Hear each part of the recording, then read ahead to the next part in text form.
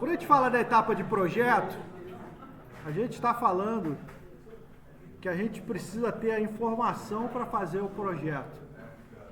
Quando a gente fala de um projeto de equipamento mecânico, a gente precisa saber o que aquele vai carregar, o que aquele equipamento vai fazer, qual força que ele vai ter, quais peças ele vai usar. Quando a gente está falando de sistemas, né, a gente tem que pensar o seguinte: vamos para a definição de qualidade de software em sistemas. A definição dada por Pressman é a que eu mais gosto. Que qualidade em sistema está relacionada ao percentual de atendimento que a gente faz com as necessidades do usuário. É isso, se a gente pensar em qualidade de sistema. E as necessidades do usuário é um processo de descoberta. Ela não surge logo no início tudo que o usuário precisa. O usuário ele tem problemas que não são tecnológicos, são problemas do negócio dele, da coisa que ele está fazendo, que você vai usar a tecnologia para ajudar ele a resolver o problema, mitigar o problema ou resolver o problema. Só que é um processo de descoberta, é um estudo que o analista de sistemas tem que fazer junto aos seus clientes. Essas pessoas-chave, elas ganham nome aí na literatura como stakeholders. Você vai ouvir essa palavra, stakeholders, quando você lê a literatura, mas são as pessoas-chave do processo. Como não tem como você conversar com todos os seus possíveis usuários, é impossível, dependendo do sistema que você vai fazer, você vai ter pessoas-chave que vão ser as pessoas que vão te fornecer os requisitos, que vão te falar dos problemas e te fornecer os requisitos. Por que o processo de requisito ele é dividido em duas etapas? Em levantamento de requisitos e análise. Porque levantamento de requisitos é um processo de descoberta e análise de requisitos é o processo onde o analista verifica a interconexão deles e a fundamentação, se eles realmente têm conexão com os problemas que foram identificados. Porque muita coisa vai ser falada e você vai ter requisitos, algumas vezes, que são conflitantes, que são confusos, que você vai precisar esclarecer nesse processo. Esse é o trabalho do analista. O analista tem que fazer isso. O engenheiro de software ele precisa fazer esse processo. Ele precisa fazer essa descoberta, esse processo de descoberta. E é um erro muito comum que o analista comete, ele partir já para o desenvolvimento com um processo irrisório de descoberta desse problema. Ou, às vezes, com o usuário ou com os clientes dele dizendo quais são as funções do sistema que ele precisa. Sem ele se preocupar com o problema. Qual que é o real problema que aquela empresa ou aquela área tem, que a sua tecnologia vai cuidar. Essa é a principal preocupação que a gente tem. O analista de pessoas, ele trata de problemas da vida da pessoa para ajudar a pessoa a descobrir o caminho. O analista de sistemas, ele trata de problemas que existem em empresas, em setores, em negócios, né? Ou até mesmo na própria sociedade, para que a tecnologia seja um caminho para que aquele problema seja resolvido mais rápido, seja solucionado, tenha informações mais rápidas. Tudo bem? É dessa forma que a gente vai fazer. Então, o nosso primeiro passo antes de entrar no projeto é fazer essa descoberta do problema. E a gente está aqui com o livro de receita da Dona Maria, que foi a nossa proposta. E é um problema pequenininho que é importante para a gente trabalhar a modelagem aqui do livro de receita da Dona Maria. A Dona Maria gosta muito de cozinhar e ela tem livros de receitas de cozinhas diferentes, de culturas diferentes, e ela tem muita dificuldade em localizar uma receita. Ela tem muita dificuldade pelo nome, às vezes ela não lembra da palavra-chave, ela não lembra qual livro que está, e ela quer organizar isso para ela saber onde é que está a receita, em qual livro que está, em qual local que está esse livro. Você pode partir para essa solução do livro de receitas, onde ela vai achar o livro e pegar o livro, ou você pode partir para a solução onde as receitas vão ser colocadas dentro do sistema e ela vai achar a receita no sistema. Você entende que são duas soluções completamente diferentes? Uma vai organizar o livro na prateleira, ela vai achar o livro e vai ler a receita lá, e a outra, a receita vai ser cadastrada e ela vai ler a receita no próprio sistema. Quem que vai definir qual é a melhor solução? Os seus usuários. Se o seu usuário falar, não, a gente vai cozinhar mesmo com o livro, lendo a receita, eu só consigo cozinhar lendo a receita no livro e tal, você vai fazer dessa forma. Se ele falar que não tem problema, que seria legal, inclusive poderia ter outras pessoas colocando receita, Aí você vai ter um sistema onde a receita é cadastrada no sistema e que você vai fazer isso. Outro problema que ela tem, por exemplo, ela olha os ingredientes na cozinha e não sabe quais receitas ela consegue fazer com aquele ingrediente. Ela olha lá, pô, eu tenho, sei lá, coentro, eu tenho não sei o que lá, eu tenho esses ingredientes aqui, eu queria saber quais receitas são possíveis de fazer com esses ingredientes. Imagina a dificuldade que você tem com um monte de livro e um monte de receita, você saber quais receitas que daria para fazer. Ela vai lembrar da que ela mais gosta, da que veio na cabeça primeiro, que dá para fazer.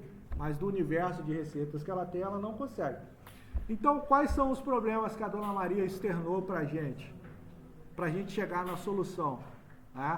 Que ela tem dificuldade de localizar a receita no universo enorme de receitas que ela tem nas revistas de receita, nos livros, no tablet dela, no computador, que ela gostaria que isso fosse localizado mais rápido, que ela não se importa se a receita esteja no computador ou esteja no livro, porque ela gosta, inclusive, de fazer receita lendo o tablet, não tem problema.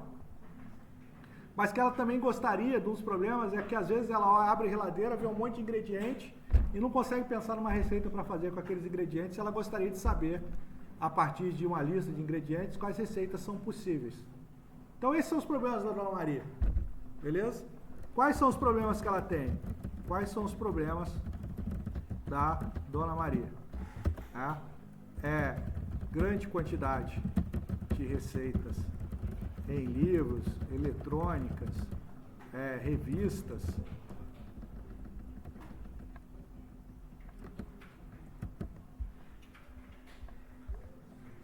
de tipos de cozinhas diferentes.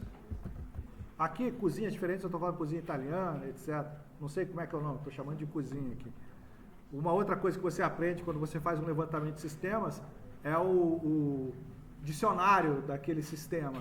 Se você fosse fazer com cozinheiros mesmo esse levantamento, você entender como eles chamam esse tipo de coisa. Como aqui a gente está fazendo um estudo, a gente não tem um dicionário na mão. Então eu estou chamando de cozinha italiana, japonesa, etc. Talvez não seja esse o jargão utilizado por quem faz isso da área. Isso é outra coisa que a gente precisa aprender. E não consegue localizar uma receita facilmente. Então isso causa um prejuízo. Observe, todo problema tem que causar algum tipo de prejuízo. Qual o prejuízo que ela tem? Ou ela não acha a receita ou ela gasta muito tempo para achar a receita. É um prejuízo que ela tem. É um prejuízo claro de tempo, ou às vezes até de perda da informação, porque ela não acha. Beleza? E qual que é o outro problema que ela tem? Muitas vezes ela tem diversos ingredientes, mas tem dificuldade de pensar em uma receita para utilizá-los. Beleza? Ela gostaria de, a partir de uma lista de ingredientes, fosse fornecida as receitas possíveis. Ok? Dois problemas simples. Observe que esses problemas vão direcionar a nossa solução. Por que esses problemas vão direcionar a nossa solução? Quando você fala que ela tem diversas receitas diferentes, você poderia cadastrar as receitas só com uma descrição e você teria as receitas indexadas. Mas ela já fala que precisa de tipo de cozinha. Então você já precisa classificar as receitas por tipo de cozinha. Você vai precisar ter informação dos tipos de cozinha possíveis. Tá? Você vai precisar ter essa indexação por tipo de cozinha. E quando você fala que ela tem ingredientes e quer pesquisar por ingredientes, significa que os ingredientes eles têm que ser informados separados, que ele não pode estar no corpo do texto, não pode ser uma coisa textual, para você depois achar as receitas por ingrediente. Né? Se ela falasse, inclusive, que ela quer informar a quantidade, você teria preocupação com a quantidade que cada receita usa de ingrediente, porque ela poderia não ter a quantidade necessária. Mas ela não ingressou. Só que a descrição do problema dela direciona a complexidade da solução que a gente vai dar. Por quê? Porque se a gente der uma solução aqui onde ele só cadastra a receita e depois você acha a receita pelo nome, não vai resolver para ela. Por quê? Porque ela quer aqui indicar os ingredientes, ela quer pelo tipo de cozinha. Né? Às vezes ela quer achar, eu quero saber as macarronadas e cozinha italiana, aí vai achar lá. Não, mas agora eu quero saber aqui como é que faz um peixe frito na cozinha japonesa, né? Então, a complexidade da sua solução, ela tem que estar equivalente ao tamanho do problema que o cliente externa. E esse é um outro problema que o analista tem. Por quê? Porque o analista começa a imaginar o que seria legal fazer também. E quando você faz um software direcionado, que é o sapatinho de cristal para o pezinho da princesa, software direcionado é isso. O software que eu desenvolvo para um cliente específico é o sapatinho de cristal que serve no pezinho daquela princesa. Mas só serve para ela. Então você tem que fazer a solução direcionada para ela. Você não tem que imaginar coisas além se ele não te externar. Ah, mas seria legal se tivesse. Seria legal se tivesse, é importante você ir lá e falar, pô, você gostaria que tivesse isso também? Não é sinal que você não vai fazer. Mas não é o analista que decide o que é legal a mais ter. Quem decide o que é legal a mais ter é o cliente. Você pode levar ideias, levar coisas legais. Ah, seria legal se tivesse pesquisas, indexação automática com robô na internet, seria. Pô, show. Mas o cliente quer isso, o cliente precisa. Então, a nossa solução tem que estar relacionada com o problema que o cliente externa para a gente e com o tamanho do problema. Porque já aconteceu, por exemplo, de eu ser contratado para desenvolver um software e fazer coisas que eu achava legal no software e cobrar X do cliente, e quando eu entregar para o cliente ele falar o seguinte, se você tirar isso aí, você desconta quanto do preço que você me cobrou? Porque é uma necessidade que o cliente não tem. E quando você dá um preço para ele, você está oferecendo coisa a mais, ele acha que ele está pagando por aquilo. Então, nós temos que ter ideias, nós temos que levar sugestões para o nosso cliente, nós temos que ampliar o escopo, se você achar que é necessário, mas quem decide se aquilo é necessário ou não é o dono da carteira. É quem tem o dinheiro. Entendeu? Isso é um conceito muito importante para a gente ter em mente.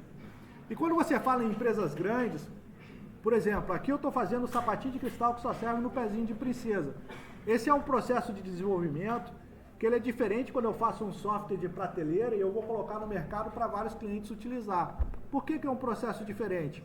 Porque a quantidade de recursos que eu tenho que ter num software de prateleira é muito maior no sapatinho de cristal que só serve no pezinho da princesa. Por quê? Porque eu vou atender uma gama maior de clientes e aí eu vou usar Pareto.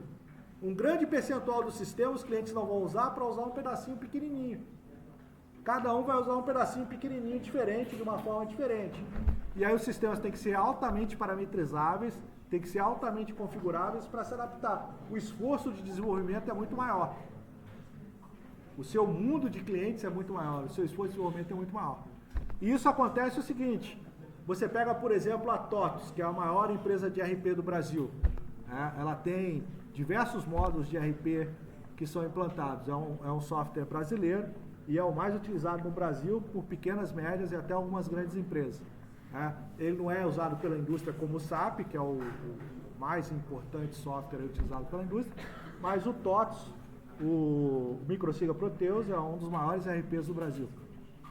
E o mais utilizado, inclusive, pelas empresas. Ela tem um produto lá, ela tem o back-office financeiro dela. Tem 2.000 clientes que utilizam o back-office financeiro. 2.000 clientes imputando necessidade para aquele back-office financeiro para ele ser melhorado. Pô, seria legal se tivesse isso, seria legal. É impossível desenvolver tudo isso. Aí, essa software house, para cada produto que elas têm um cara chamado PO, que é o Product Owner, que é o dono do produto, que é o cara que decide quais funcionalidades que veio pelos clientes são mais requisitadas, quais são mais importantes e quais vão entrar na próxima versão do produto. Por exemplo, tem necessidades que vêm dos clientes, tem necessidades que vêm da legislação. Está mudando agora a forma como o Brasil faz os tributos. Isso é mais importante do que a necessidade do cliente A, B e C específica. Então isso entra numa versão e é o PO que decide a importância disso e que coloca no cronograma. Mas são formas diferentes de desenvolver o software. Isso que é importante ficar para a gente. Quando você desenvolve software para vários clientes, o esforço é muito maior e o trabalho de organização é muito maior e o software vai ter um universo de funcionalidades que não são utilizadas por cada cliente. Ele paga a licença de uso para atender o problema dele. E o software é configurado. Pega um exemplo, o Word. Apesar de ser um sistema diferente, o Word é um software também, eu tenho certeza que ninguém usa 100% o Word o tempo todo. A maior parte das pessoas usa ali alinhamento, indexação, tamanho de fonte diferente, negrito, parágrafo, etc. Mas ele tem um universo de recursos para atender às mais diversas necessidades, porque existe um número enorme de pessoas que utilizam o Word para as mais diversas coisas diferentes. Só que quando você faz o sapatinho de cristal para o pezinho de princesa, você cobra daquele cara o engenho também. O que você cobra? Você cobra o trabalho do analista dele. Se eu vou fazer o software para a Dona Maria, eu tenho que cobrar o tempo que eu estou gastando no projeto dela, porque senão eu que vou pagar. E o software só vai servir para ela. Então não faz sentido eu cobrar dela uma licença de uso. Eu estou vendendo o serviço de engenho para ela. Ela está comprando o produto inteiro. Ela está me pagando homem-hora, HH. Porque só serve para a Dona Maria esse software. E vocês são jovens, vocês vão cair na mesma ilusão que eu caí quando era jovem. Que eu vou vender software específico para uma pessoa, não vou cobrar o preço que eu deveria cobrar dela, eu já caí nessa armadilha algumas vezes, porque eu acho que eu vou vender esse software para 10 mil clientes e vou virar o novo Bill Gates do Brasil. E aí eu descubro que eu só vendi o software, que era o sapatinho de cristal com o pezinho da princesa, que só servia para ele, não cobrei o que deveria ter cobrado, trabalhei menos do que um engradado de cerveja por mês para ele. Já aconteceu de eu ganhar bicharia, o cara querer me pagar com locação de fita, o software que eu fiz para ele. Isso aí em 2000, 2001, ainda tinha locadora de videocassete. E só um cliente usou o software. Então, assim, são técnicas diferentes, formas diferentes de fazer, com produtos diferentes e a forma diferente de colocar no mercado. Hoje eu sei disso, na época eu não sabia. Não caio nessa armadilha de vender o sapatinho de cristal e não cobrar o preço que o sapatinho de cristal vale. É isso. Bem, voltando para a Dona Maria, essa aqui foi a etapa de levantamento de requisitos. Eu conversei com a Dona Maria, ela me falou os problemas, ela me mostrou o livro de receita, ela me mostrou as panelas dela, ela me mostrou as Le Creuset dela, de 5 mil reais, onde ela gosta de cozinhar. Rico gosta de Le Creuset, né? A gente cozinha com Tramontina mesmo. Vocês conhecem Le Creuset? Até o nome é difícil, né? É panela de rico. E aí? E agora você vai para a segunda etapa. Lembra da etapa de levantamento de requisitos e análise de requisitos? Elas são meio que conectadas. Elas parecem ser macroetapas totalmente desconectadas, mas não é. Porque agora o analista vai chegar lá e vai pensar assim: como é que eu vou atender a Dona Maria? O que eu preciso fazer para a Dona Maria? A Dona Maria precisa ter a consulta de receitas. A consulta de receitas. Aí você vai pensar, a consulta de receitas tem que permitir consultar por tipo de cozinha, ok? Por tipo de cozinha, por nome ou parte do nome da receita. Show? E pelos ingredientes. E/ou pelos ingredientes. Então você já sabe aqui que você tem um recurso onde ela vai ter que consultar as receitas.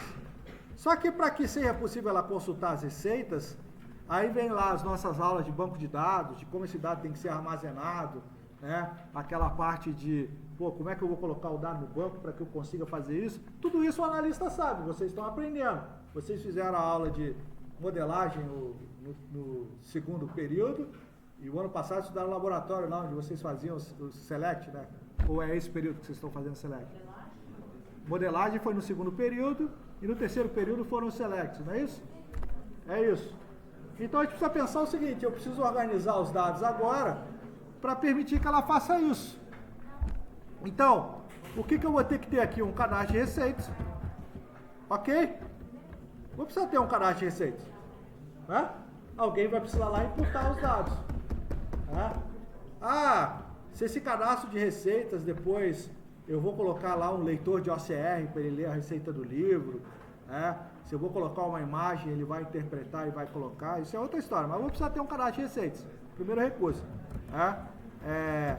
No cadastro de receitas vai ter lá a descrição dos passos para cozinhar e para fazer a comida, né? E os ingredientes, né? Com o tipo de cozinha, ok? Só que aí tem que pensar o seguinte, né? A gente sabe todos os ingredientes do mundo que existem? Não. Então você vai precisar ter um cadastro de ingredientes. Por que você precisa separar os ingredientes da receita? Para que você não tenha lá sal escrito com L, sal com espaço, sal maiúsculo, sal minúsculo, sal com U, né? E cada hora ela escreve um sal diferente lá, sal do Himalaia e por aí vai.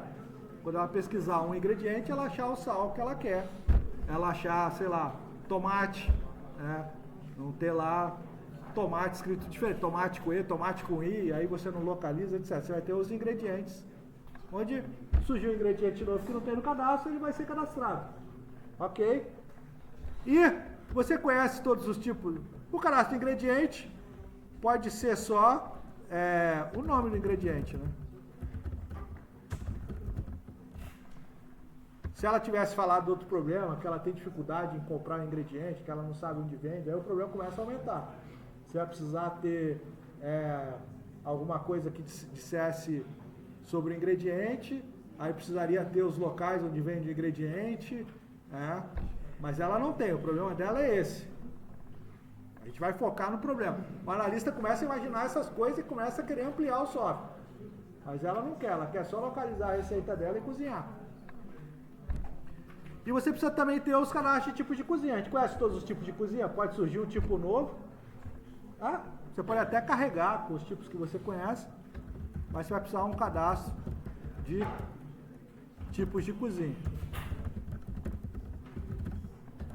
Os tipos de cozinha só precisa talvez do nome e talvez o país, né? Não sei. Só um nome e uma descrição. Ela vai colocar lá a descrição de origem italiana, etc. Beleza? Então aqui está a nossa solução focado no problema dela. Né? Aí você vai chegar para a Dona Maria, seu trabalho como analista não acabou, e falar: Dona Maria, se eu fizesse a solução assim, uma telinha para cadastrar a receita, e uma telinha onde você pudesse consultar a receita lá pelo ingrediente, pelo tipo de cozinha, ou por uma descrição, te atenderia? Aí a Dona Maria ia chegar para você e falar: por isso que o requisito não pode acabar na sua primeiro levantamento. Meu filho, olha a quantidade de livro que eu tenho. Você tem que dar um jeito de eu bater uma foto e ele ler aquilo lá e já tentar interpretar para mim. Tem como fazer isso, meu filho? Aí você vai falar: opa, no cadastro de receita tem que permitir OCR das imagens das receitas. Ok? Então você tem aqui o que? Uma regra de negócio associada. Isso aqui seria uma espécie até, vamos dizer assim, um requisito não funcional, que está mudando a complexidade daquele requisito, que é o cadastro de receitas. Se você não volta na Dona Maria e explica a sua solução, você vai chegar com uma solução para ela que não atende. Então é muito importante que o analista ele não rompa o contato a partir da primeira descrição do problema. Você tem que voltar, você tem que dizer se você entendeu correto o problema, se a solução que você está propondo vai atender. Olha o quanto de trabalho isso está te poupando. Por que está te poupando trabalho? Porque você vai entregar uma solução mais perto possível da necessidade do seu cliente. Não é sinal que está 100%, Porque às vezes o seu cliente também não consegue externar a real necessidade dele 100%, mas está mais perto possível. O nosso trabalho como analista é aproximar a solução que a gente está fazendo o mais perto de 100% de atendimento da necessidade do cliente. Só que quase nenhum software consegue fazer isso, porque se conseguisse não tinha a versão 2.0, 3.0, 4.0. As necessidades mudam, elas aumentam, elas se modificam, o ambiente insere mais, o próprio usuário vê novas possibilidades. Então, isso acontece, beleza? Então, beleza. Então, aqui a gente fez um processo de levantamento de requisitos, onde a gente entendeu o problema, e fez um processo de análise de requisitos, onde a gente chegou assim, pô, se a solução tiver isso, já vai atender. E reparem aqui o seguinte, aqui eu ainda não estou preocupado se eu vou utilizar web, se eu vou utilizar desktop, se eu vou fazer isso no celular, se eu vou fazer isso aqui. Aqui eu já tenho o suficiente para iniciar o projeto. Mas ela pode falar para você, meu filho, eu só tenho o celular para consultar. Aí ela te passou um outro requisito não funcional, que é o dispositivo onde você vai ter que fazer. Aí você vai ter que decidir se você vai fazer um web app ou se você vai fazer um app. Mas se ela falar, não, eu uso no tablet e no computador, você pode decidir se você vai fazer desktop, se você vai fazer no browser. Beleza? Isso são decisões que o seu cliente também vai externar em relação ao ambiente que ele tem. E por isso que é importante a gente conhecer o ambiente do cliente. Qual computador que você vai usar, qual dispositivo você... Não, meu filho, eu tenho esse tablet aqui que meu filho me deu que eu posso usar. Aí você chega lá, é um iPad. Opa, então eu vou fazer um sistema web para colocar aqui para ela. Aí você tem que pensar o seguinte, você vai precisar hospedar isso em algum lugar. Vai precisar colocar isso disponível para ela. Você vai ter que informar para ela que isso não vai ser totalmente de graça. Ou você vai ter que pensar, vou ter que hospedar isso no servidor de graça, ou eu tenho um servidor para hospedar e vou cobrar uma taxinha dela por mês. São coisas que você tem que discutir com o seu cliente, entendeu? Você não pode fazer a solução para ele e depois dizer para ele, não, você vai ter um custo de R$100 por mês para você hospedar isso. Ele vai falar, mas meu filho, meus livros são de graça. Aí você pode optar por fazer uma solução local, no computador dela, colocar um servidorzinho de página lá no computador dela, colocar na rede, ela acessa e você fala para ela que ela tem que fazer backup. Ok, é uma solução também, beleza? Ou você pode decidir que você vai fazer o livro de receita da vovó para todas as vovós do mundo, só que aí você vai ter que ter mais outras vovós que você vai consultar para entender outras necessidades e o seu software vai aumentar o escopo para você criar o app de receita da vovó, que é outro processo de desenvolvimento. Show? No nosso caso aqui, a gente só quer atender a Dona Maria. Tá bom? Todo mundo está gostando do app de receita da vovó. Então, para onde que eu vou agora? Eu vou para a fase de projeto. Eu vou para a fase de projeto. O que é a fase de projeto? Vou usar o ML e vou começar de fora para dentro. O que é de fora para dentro? Eu vou imaginar a solução que eu vou fazer para a vovó. Beleza? A solução que eu vou fazer para a vovó e vou descrever essa solução da vovó. E depois eu vou para a etapa de projeto interno, do comportamento interno, onde eu vou modelar meus dados. São duas etapas diferentes. E depois eu vou fazer o comportamento interno, onde eu vou fazer a comunicação do meu comportamento externo com a minha estrutura interna. Show? Para isso eu vou usar o ML, mas qual que é a minha principal fonte? Essa análise que a gente fez aqui, desses dois problemas. Por que tá bom isso aqui? Porque é um problema pequenininho, tá fácil da gente modelar completo. E a gente entender todas as fases. Beleza? Então eu vou criar aqui meu diagrama. Vou excluir esse cara aqui. Vou salvar meu diagrama lá.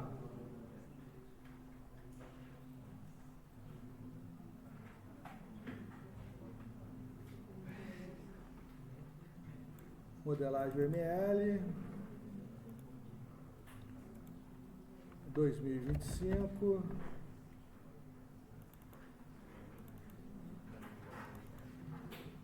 vai ser a cozinha da vovó Maria. Show? Cozinha da vovó Maria. E aí a gente vai começar com qual diagrama? A gente vai começar com o caso de uso, que é o primeiro diagrama. Aqui eu tenho a cozinha da Dona Maria. Show? Aqui eu tenho o diagrama de classe. Opa, sai daqui. E aqui eu tenho boneco, linha bola, que é o ator. Aí na conversa com a Dona Maria, você falou para ela: mas Dona Maria, você vai saber cadastrar as receitas? A Dona Maria vai falar: não, eu tenho 3 sobrinhos que manjam de TI, que faz engenharia de software lá no Dom Bosco, eles que vão cadastrar a receita para mim. Tem o outro que faz sistema também, vai cadastrar a receita para mim, os 4. Eu só vou cadastrar de vez em quando, mas não pretendo cadastrar não, eles que vão fazer esse trabalho para mim. E aí dele se não fizer. Então aqui a gente tem os usuários, que é a Dona Maria, e os sobrinhos.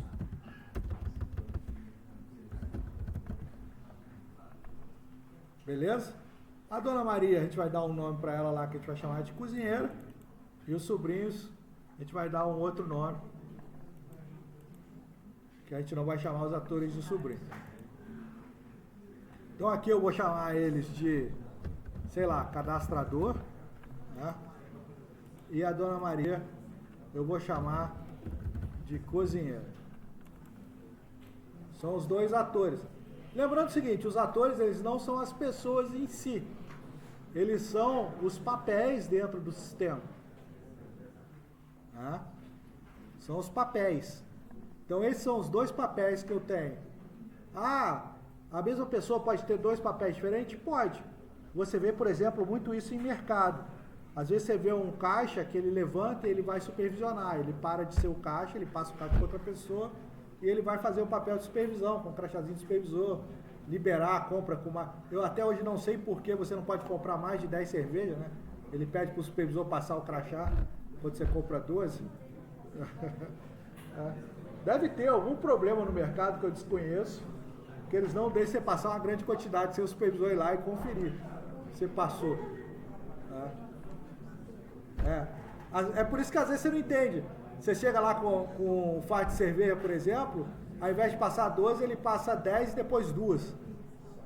Já aconteceu, para não cair nesse controle. O peão acha o caminho. Só passou separado. E a gente vai olhar aqui, ó, análise, para fazer os recursos, ó. Então a gente tem aqui consulta de receitas, cadastro de receita, cadastro de ingrediente, cadastro de tipo de cozinha. Beleza? Então vamos lá, ó. Começou. Aqui a gente vai ter o cadastrar tipo de cozinha. Lembrando o seguinte, o verbo é sempre no infinitivo para dar nome para o caso de uso, porque ele externa uma ação. É através desse caso de uso que vai ser feita uma ação. Beleza? Então, cadastrar tipo de cozinha. É bidirecional, vai ter ação de input e vai ter output da tela para o usuário. Eu botei aqui, ó, o cadastrar ingredientes. Show? Os ingredientes precisam ser cadastrados. Aqui eu estou falando do ingrediente bruto. Aqui eu vou cadastrar coentro, sal. Não conheço muito ingrediente de cozinha. Pimenta do reino, orégano, arroz, feijão. Vou cadastrar os ingredientes utilizados na receita. Eu só conheço o trabalho da Dona Maria. Eu não conheço o processo de fabricação que ela usa. E eu tenho aqui embaixo o cadastrar a receita.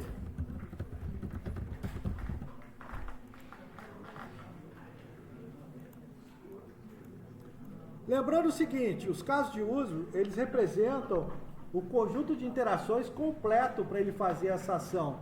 Então, no cadastro tipo de cozinha, eu tenho que ter o incluir, o alterar, o excluir. E um consultar lá para ele achar uma. O cadastro de ingredientes, o cadastrar tem que ter o incluir, o alterar e o excluir. E o consultar uma. O cadastrar receita, a mesma coisa. Vai ter lá o cadastrar, o relacionar os ingredientes com a receita, o selecionar o tipo de cozinha. Tudo isso. Nesse cara. E pode alterar a receita, etc.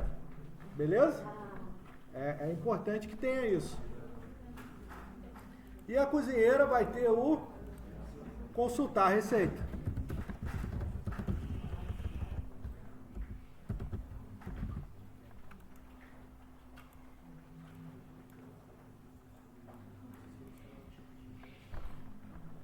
Aqui, se você quiser dar consultar a receita, poder abrir o cadastrar a receita, você teria um extend.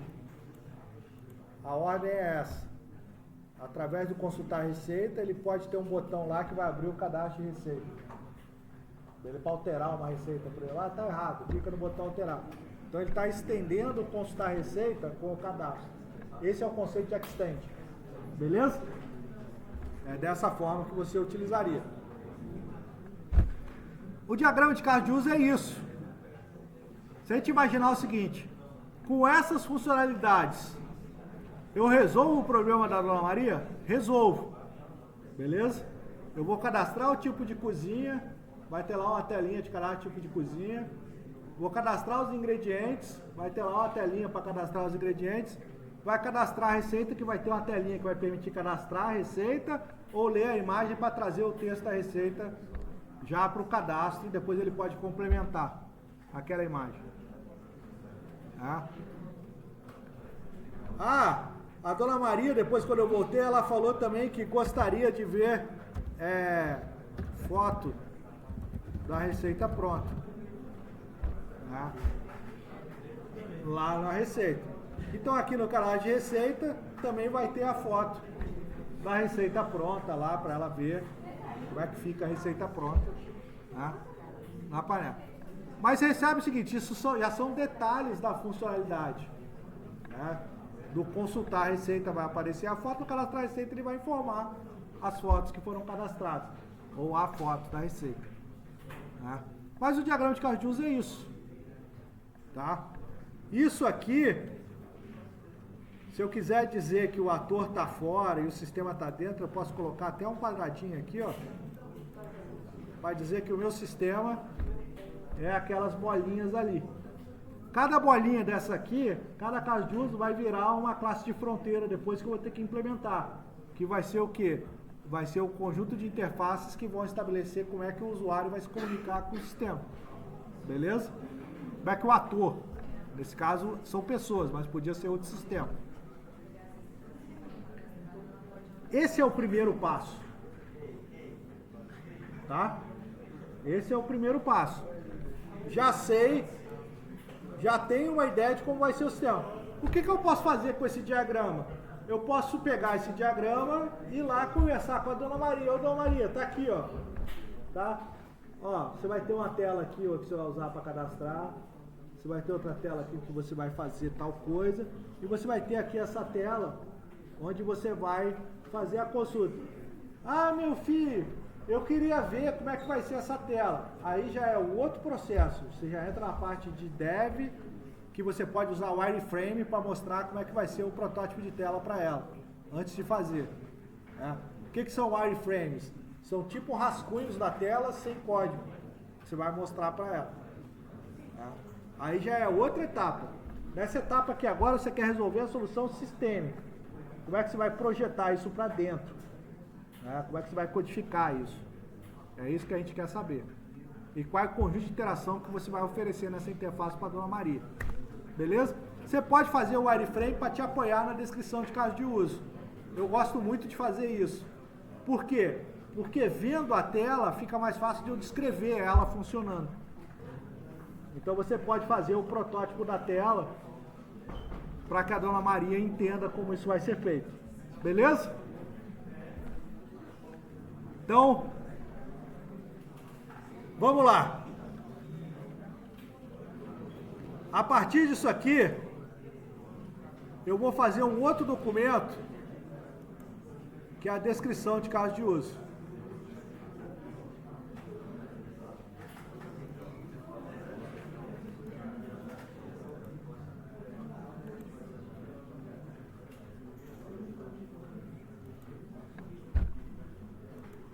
A gravação tá deixando a máquina lentinha.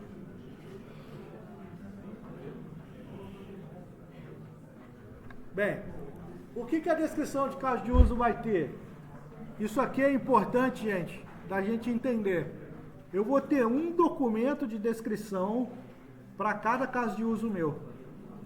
Então esse sistema tem 4 casos de uso. Eu vou ter 4 documentos de descrição, cada um deles vai representar um desses documentos. Tá? Aí o que eu vou fazer? Ah, professor, como é que eu faço essa descrição? Eu vou imaginar essa tela funcionando. Eu tenho dificuldade de imaginar. Você vai pegar uma dessas ferramentas de wireframe, vai desenhar a tela e vai descrever o que você imaginou. Como tá. Beleza? É dessa forma que você vai fazer. Então o que eu vou fazer aqui, ó? Todo caso de uso tem um nome, que eu vou chamar de cadastrar tipo de cozinha, que é o mesmo nome que está lá. Show? E ele vai ter um sumário. Tá? Através desse caso de uso, o ator cadastrador poderá incluir, alterar ou excluir, alterar, consultar ou excluir o tipo de cozinha. Beleza? É uma descrição pequena do que vai poder ser feito. Ator principal. Qual que é o ator principal? Cadastrador. Cadastrador. Ator secundário. Não tem. Show? Aí como é que a gente vai dividir? Fluxo principal. Fluxo principal. Fluxo alternativo. Aqui a gente precisa entender esse conceito de fluxo. Fluxo principal vai ser a principal utilização daquele caso de uso ou o primeiro ciclo de interação que você vai fazer. Os alternativos são as possibilidades que você tem para utilizar. E aí, a gente precisa imaginar a tela. E eu vou imaginar uma tela bem simples aqui, para a gente entender. Eu vou abrir o Visual Studio. E vou imaginar uma tela onde eu vou cadastrar o tipo de coisa da Dona Maria para eu descrever. Tá? Aqui eu vou colocar o protótipo. Isso aqui não é obrigatório ter, tá? Mas eu vou colocar o protótipo aqui para ficar mais claro, até para vocês praticarem. Pessoal, já estou com dificuldade de pensar. Muito ruído. Tá acabando. Só tem 43 minutos.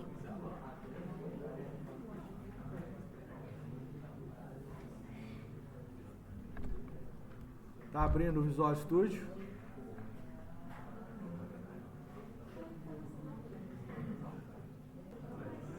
É porque tá gravando.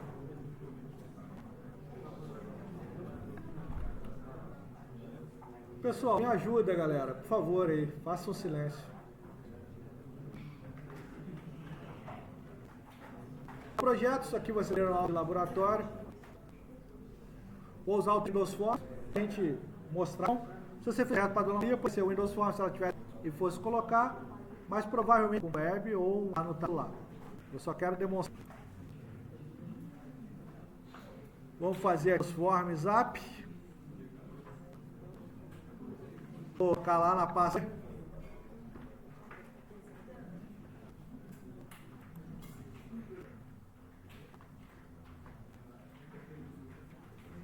Vamos colocar lá na Dona Maria.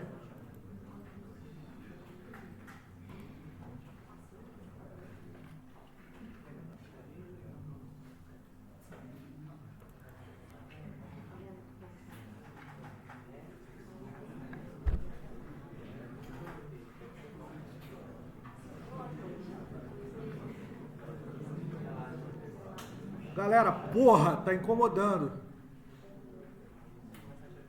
Agora fica mais claro.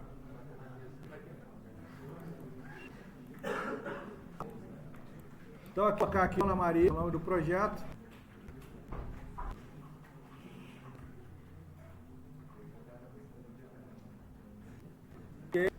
Geração de implementador.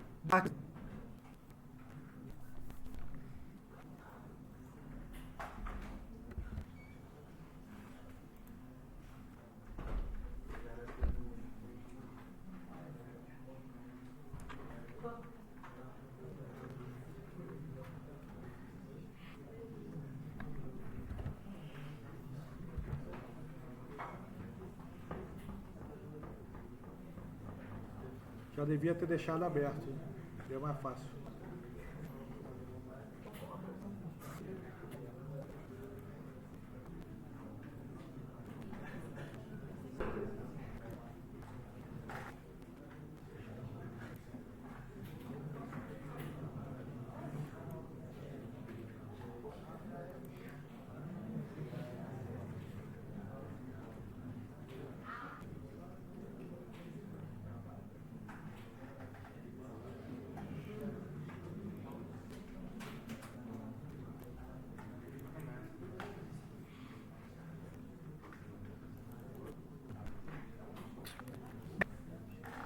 O meu fluxo principal, ele vai ser sempre numerado, tá?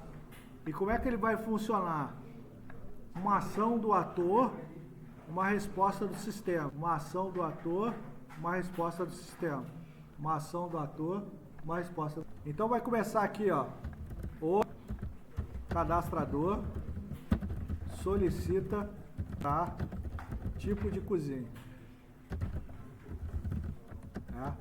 O sistema abre o formulário de cadastro de tipos de cozinha com a lista de todos os tipos de cozinha carregada e permite ao ator alterar uma cozinha, incluir, alterar, vou colocar na hora melhor, incluir,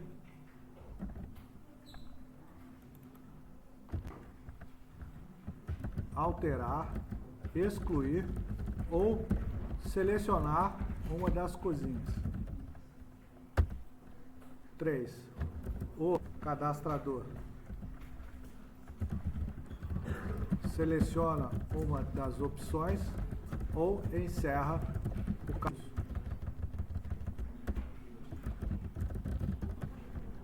Show?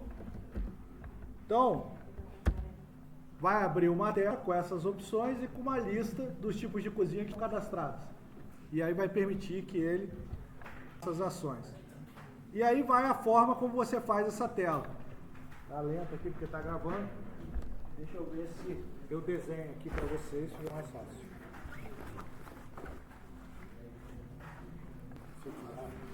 Maravilha. Fica melhor quando abre. Então, essa parte do desenho da tela, você vai ter que pensar o seguinte, na sua análise, você identificou os campos que você vai utilizar, tá? Tem lá o nome e a descrição, e aí você vai ter que ter um pouquinho lá do código automático que você vai gerar, que aí já é a regra de modelagem primária para identificar aquele tipo de cozinha. Então você vai ter na sua tela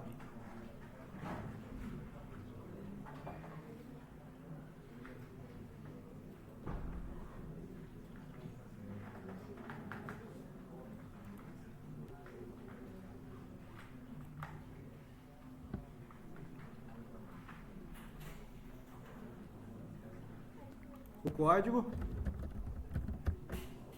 Show? O nome.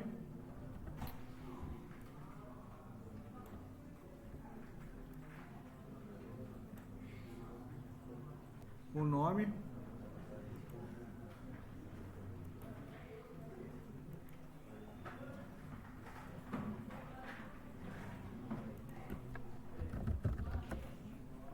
e descrição.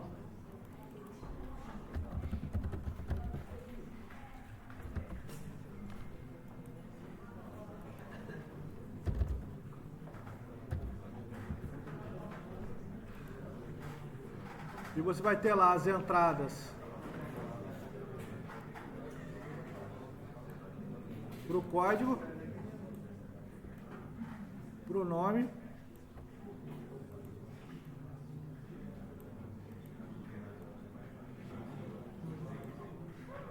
e para a descrição, sendo que a descrição pode ser um texto um pouquinho maior,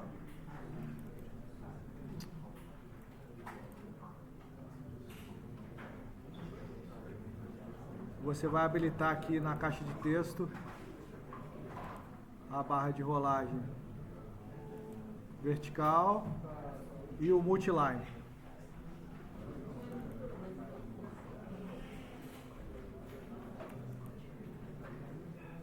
Aí, seu caso de uso, na sua descrição, você está falando que ele vai exibir com a lista de todos os tipos de cozinha carregados, que estão cadastrados, né? Então, lá na sua tela, você vai ter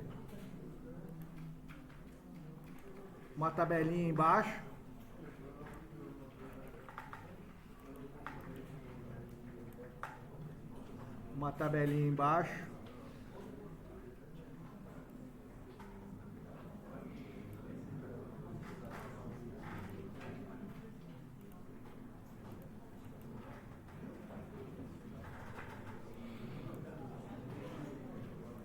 que vai aparecer lá na tabelinha o código, o nome e a descrição.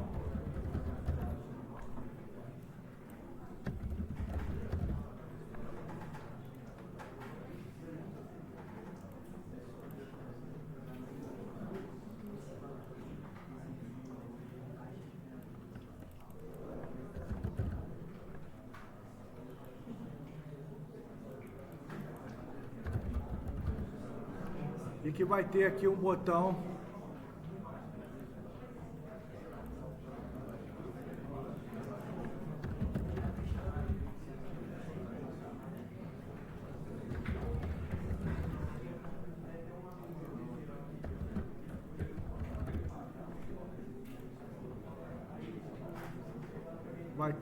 excluir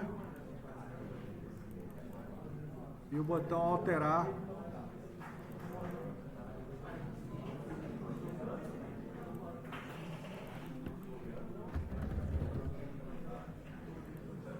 Beleza?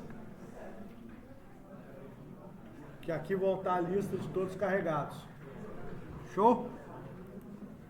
E ele também vai ter a opção que a gente colocou lá na nossa descrição de incluir, alterar ou encerrar o caso de uso. Então, para o incluir e alterar, eu posso ter um único botão de salvar,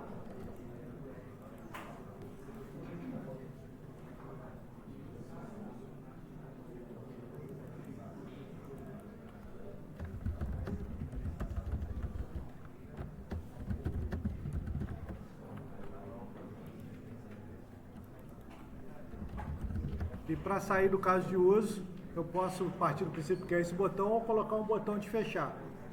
Então, o meu protótipo que eu vou descrever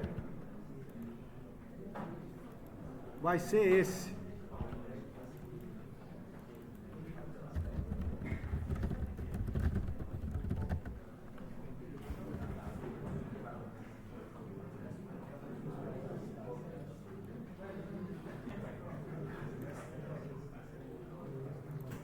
E aí, qual que é o lance da descrição do caso? Eu vou fechar aqui.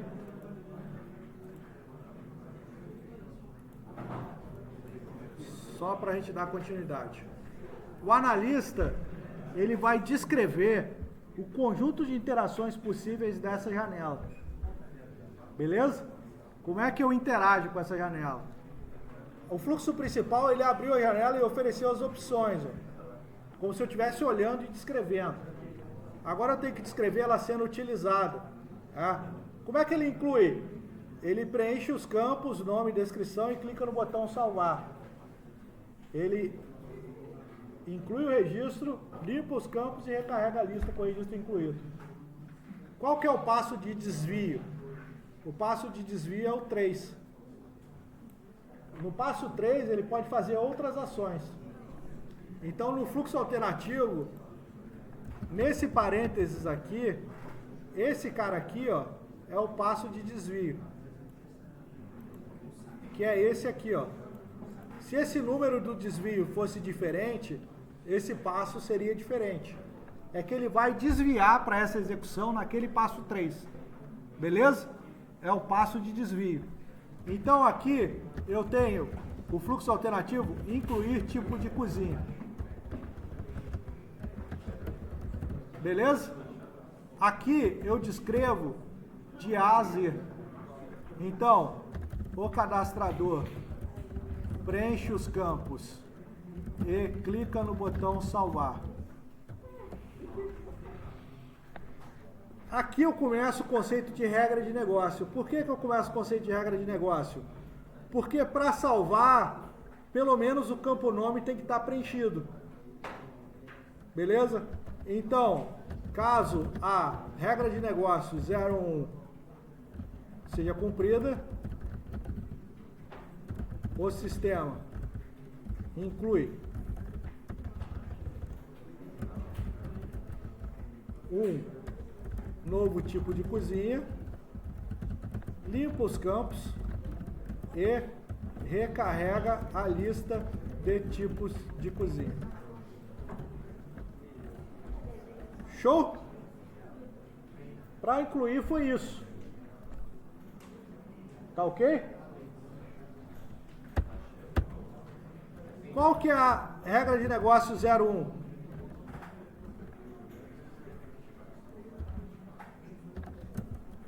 É o campo nome do tipo de cozinha é de preenchimento obrigatório. Beleza? Você criou uma regra de negócio. Qual que é o lance das regras de negócio? Elas são sequenciais para o sistema, elas podem ficar até num documento separado. Elas vão de 1 a N e elas não são por caso de uso. Esse aqui vai ter o 1, 2, no outro caso de uso vai ter o 3, 4, no outro a 5, 6, no outro a 7, 8. Por que é importante você identificar as regras de negócio? Porque elas vão modificar a forma como você implementa o caso de uso. Show? Você poderia ter uma outra regra de negócio aqui, ó, RN02, ó. Não é permitido tipos de cozinha com o mesmo nome. Então aqui, ó, caso a regra de negócio 01 e a RN02 seja cumprida, cada regra de negócio vai ter depois um fluxo de exceção que vai ser a violação da RN01. Você vai ter que descrever o que o sistema vai fazer. Tá? Fluxo de exceção, violação da RN02. Aí você vai descrever o que a gente vai fazer. Beleza? Então aqui eu vou ter o fluxo alternativo, que também desvia no passo 3, porque todas as alternativas estão desviando no passo 3. Ou melhor, no passo 3 aqui, ó. Todas estão desviando no passo 3, que é o alterar tipo de cozinha.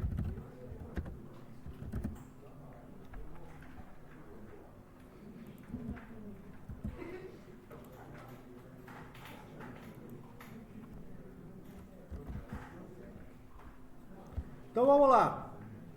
No nosso protótipo, para alterar o tipo de cozinha, como é que ele vai fazer? Ele vai clicar na linha que ele deseja alterar, dos tipos de cozinha que estão listados. O sistema vai carregar os dados, vai bloquear o campo código, vai permitir ele alterar o nome e a descrição. Ele vai alterar e vai clicar no botão salvar. Vai limpar os campos e vai recarregar o registro que foi alterado. Beleza? É isso que ele vai fazer. Então ele vai clicar no alterar, vai carregar aqui em cima, ele vai fazer a alteração, vai clicar no salvar, vai limpar os campos e vai recarregar a lista. Então vamos lá. Ó, o primeiro passo, o cadastrador clica no botão alterar na linha em que deseja efetuar a alteração. O sistema carrega os dados do tipo de cozinha nos campos, bloqueia, capuz é ótimo, né? Nos campos, bloqueia o campo código e disponibiliza os dados para alteração. O cadastrador altera os dados desejados e clica no botão salvar. Caso a RN01 e RN02 sejam cumpridas, o sistema altera o tipo de cozinha, limpa os campos e recarrega a lista de tipos de cozinha atualizada.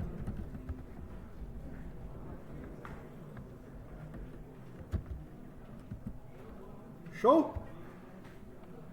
Ele está descrevendo o funcionamento. Aí a gente vai ter aqui, ó, fluxo alternativo 3, excluir tipo de cozinha.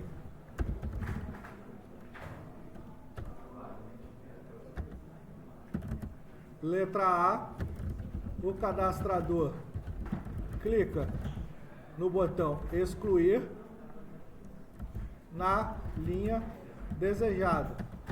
O sistema solicita a confirmação de exclusão. O cadastrador confirma que deseja excluir o registro. O sistema, caso a RN03 seja cumprida, o sistema exclui o registro e recarrega a lista de tipos de cozinha.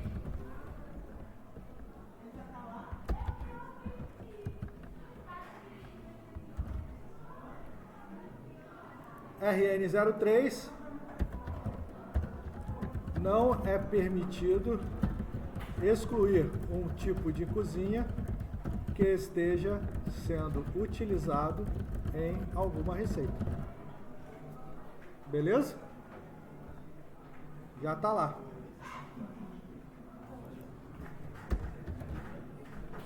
O consultar, a gente pode entender que pode ter um botão de consulta, que a própria lista já é a consulta para o cara. Já acabou. Né? Vou fazer o mais simples possível. E aqui a gente vai colocar os fluxos de exceção. Violação da RN01, violação da RN02 e o fluxo de exceção, violação da RN03. A violação da RN01. Letra A. O sistema informa que o campo nome não está preenchido e para o foco no campo para que seja preenchido pelo cadastrador. Campo nome não foi preenchido, pum, para o foco lá. Beleza? Fluxo de exceção, violação da RN02. Qual que é a RN02? Não pode ter tipo de cozinha com o mesmo nome. O sistema informa que já existe o tipo de cozinha solicitado para inclusão e pergunta se Aqui você pode ter, se deseja ir para o tipo existente ou continuar o cadastro.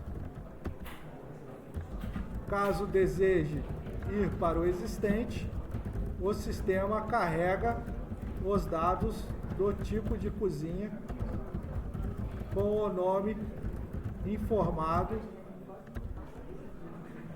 na tela. Show? Caso não, ele só informou e para. Caso não, para o foco no campo nome para alteração. Show? Regra de negócio. Regra de negócio 01, regra de negócio 02, regra de negócio 03. Fluxo de exceção, violação da regra de negócio 03. O sistema informa que o tipo de cozinha está sendo utilizado por N receitas, onde N é o número de receitas.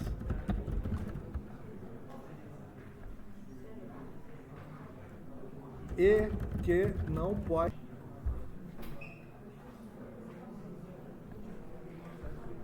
Beleza? Então, se você olhar essa descrição de caso de uso, você já sabe como você tem que implementar esse caso de uso. Esse é o objetivo da descrição. Entregar isso para alguém, se eu entregar isso para o programador A, ou para o programador B, ou para o programador C, o resultado da implementação vai ser parecido. Estou dizendo que vai ser exatamente igual, mas vai ser parecido. Beleza? Vai ser muito próximo. Então, cadastrar tipo de cozinha. Deixa eu guardar lá no nosso localzinho. Você consegue botar isso na aba? Com certeza. Mas não vou colocar porque eu quero que vocês reproduzam. Ainda. Ó,